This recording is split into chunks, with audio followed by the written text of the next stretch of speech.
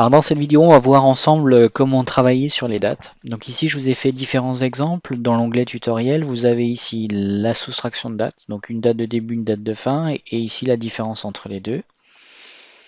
Donc simplement une soustraction. Ici, vous avez donc une date de facture, un délai de paiement, et ici la somme des deux pour avoir la date de paiement.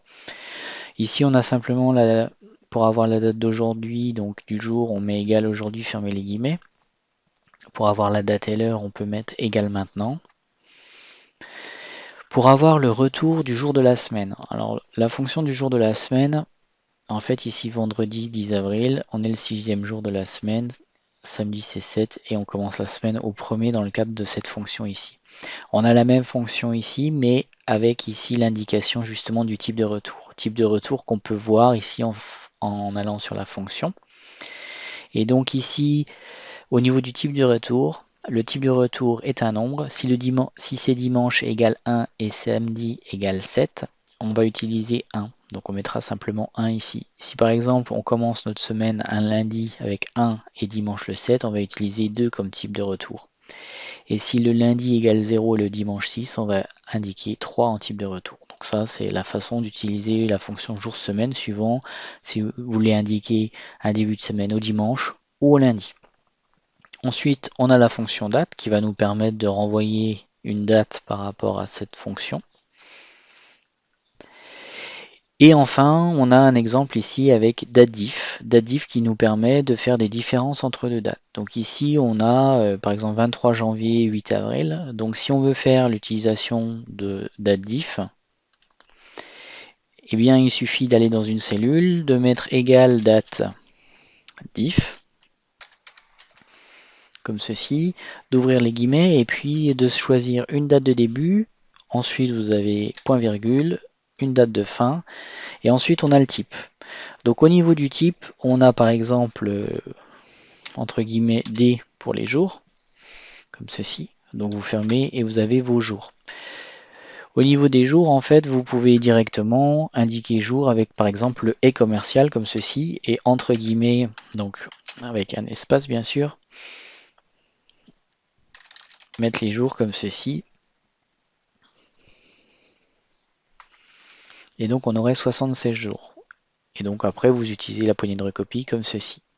Après on peut faire différemment. On peut avoir les jours, mais on peut mettre également les mois. Donc pour cela, on va utiliser la même fonction. Date diff, ouvrez la parenthèse, le début, point virgule, la fin.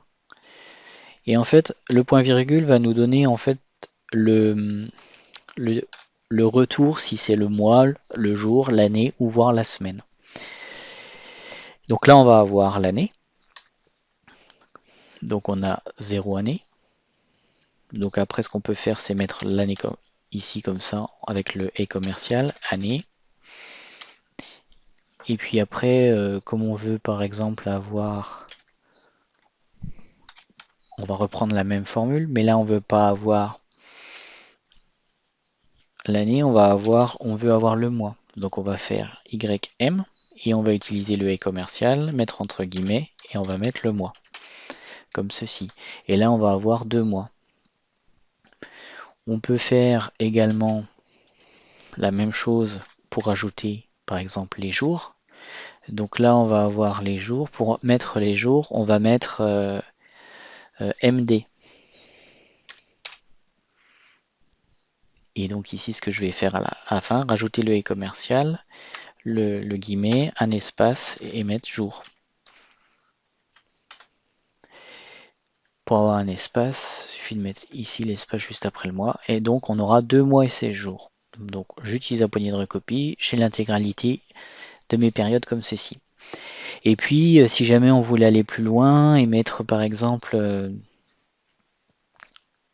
on pourrait mettre avec des décimales et avec le 7. Donc on peut faire la différence en mois, en années. On peut le faire également au niveau des jours et des semaines, avec ces différents exemples ici.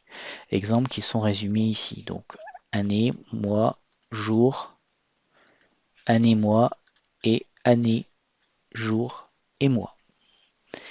Donc vous avez les exemples ici, et puis la dernière fonction qui est la fonction avec pareil un système de facture.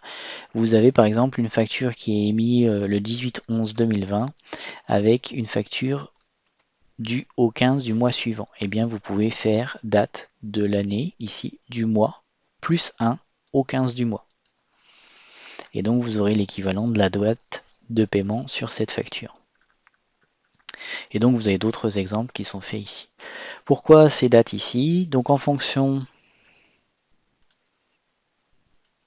ici par exemple vous aviez yuan 23 janvier levé le 8/04, on avait 76 jours.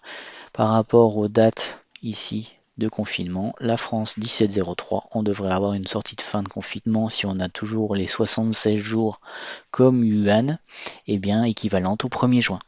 Ça vous permet tout de suite de calculer. Je vous remercie pour votre attention et je vous dis à très bientôt.